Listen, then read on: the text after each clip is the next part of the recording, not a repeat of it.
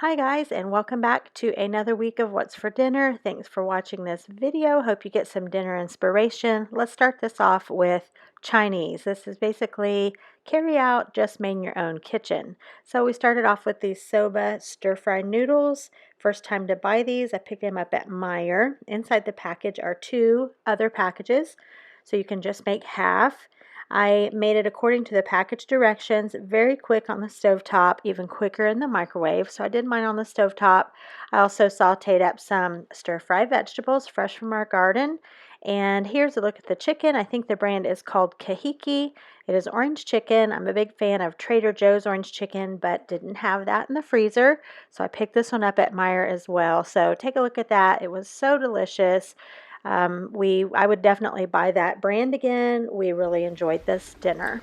All right, here is what we're having for dinner tonight. We have a Johnsonville cheddar brat underneath there. We have a piece of provolone cheese, halved.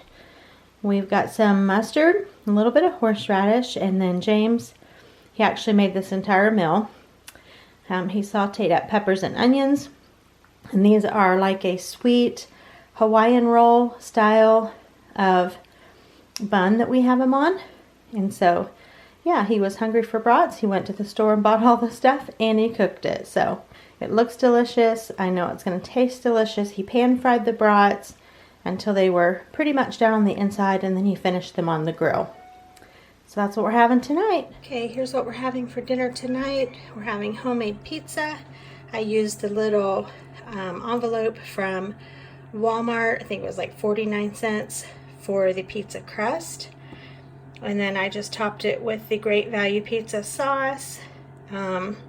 Let's see, we've got sausage and mushrooms and onions underneath, and we have a little bit of provolone cheese, some mozzarella cheese, and then on top, oh, we also have some salami, and then pepperoni and bacon. So kind of whatever I had in the fridge to go on a pizza, that's what ended up on there, and it looks and smells delicious. So that's what we're having tonight. Guys, my air fryer just dinged, and look what we have in here. Corn on the cob. This is corn right out of our garden. For some reason their growth was stunted. We do not know, but these on the left are the biggest pieces we had. We had quite a bit, but some of them were just really little. So I was looking up a recipe for elote, which is Mexican street corn. You use Parmesan and you use mayonnaise, and I found recipes to do in the air fryer. So you do 5 minutes, turn it, shake it, whatever, 5 minutes again. So how do you know if you don't try? We're giving it a shot, so I'm going to turn these over and let them go for another 5 minutes. Okay, my air fryer is going in the background. That's what you hear. So round one is out. I kept out a little piece here to try. It's not my very favorite way. I like my corn a little, you know, I can't really tell if it needs to be cooked a little more or cooked a little less. So I have the next batch in for the first 5 minutes, and then I'm going to try to cut off a little bit then and see if I think maybe that feels better. So I'm just not sure. It's not bad at all, but I don't know, it just doesn't taste as good as when you just boil it on the stovetop. That's my favorite. Well, the corn wasn't that great. I don't know that I'll do it in the air fryer again, but here's the rest of our meal. We had steak and chicken fajitas, refried beans, all the fun toppings that you like to have on fajitas, and then I made some fresh salsa. This was so good. We inhaled basically the whole bowl, and yeah, we just had a delicious Mexican feast, and then here's some cantaloupe out of our garden. Well, if you've been around here for any amount of time, you know that we enjoy beef for dinner. So I am always experimenting or just using tried and trues that we enjoy with beef. We raise our own cows for beef, and so we have some of the best tasting, healthiest beef that there is. So what I'm doing here tonight is I am making steak sandwiches, Philly steak sandwiches, and I'm starting off with beef roast. I have 3 loaves of this bread. I have one, that's the everything bread. That's the one I'm slicing here. And then I have 2 other loaves of the same size, just crusty Italian bread, I believe. And I am going to get those prepared to cover with the delicious steak for the Philly steak sandwiches. So I am going to get these put together, and you can just watch as I do that.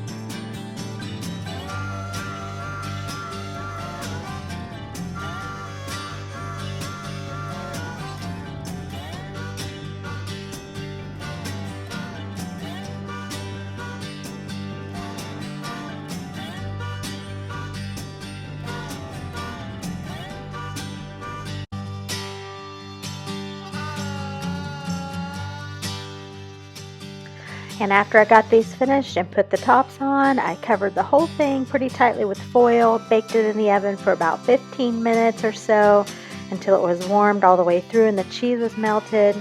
You guys, we just dived right into this. I forgot to even get footage. That's what happens on Wednesday nights when my kids and my grandkids get here.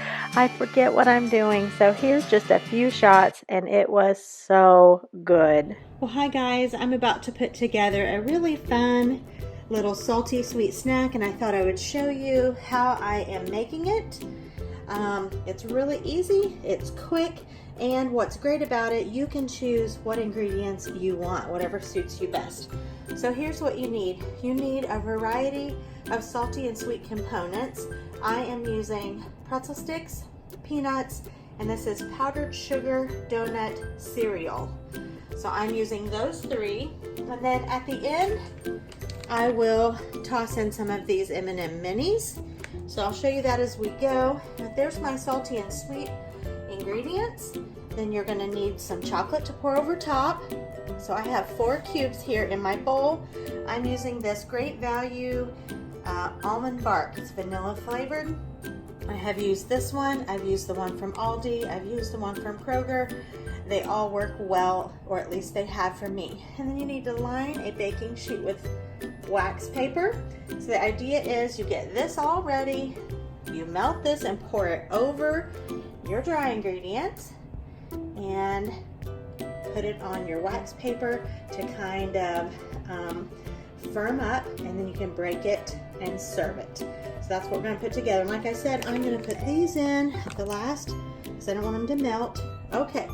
So now I'm going to head to the microwave. These will go in for 60 seconds and I will stir them. If they need more time, you go for 15-second intervals thereafter. So let's get started pulling this together. All right, here it is, all mixed up. I'm getting ready to pour it out on my wax-lined baking sheet.